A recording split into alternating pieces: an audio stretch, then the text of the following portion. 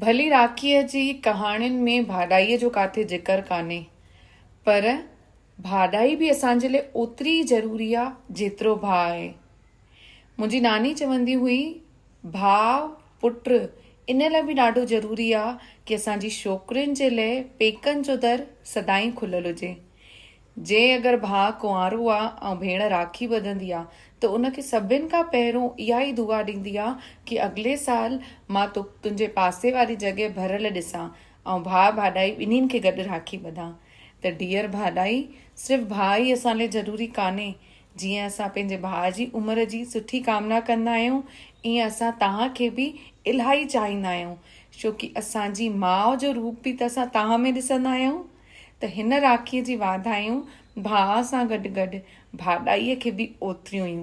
भाॾाई आहे त पेका, भाॾाई नंढी हुजे या वॾी, रिश्तो हुन सां खटो हुजे या मिठो, पर जेतिरो भाउ ज़रूरी आहे ओतिरी ई भाॾाई निणानुनि लाइ ॾाढी ज़रूरी आहे। इन लाइ डियर भाॾाई, राखीअ ते भाउ फ़ोन करे न करे, अगरि तव्हां बि हिकु फ़ोन करे छॾंदव न त असां निणानियूं झटि भॼंदा ईंदासीं पंहिंजे भाउ ॾे।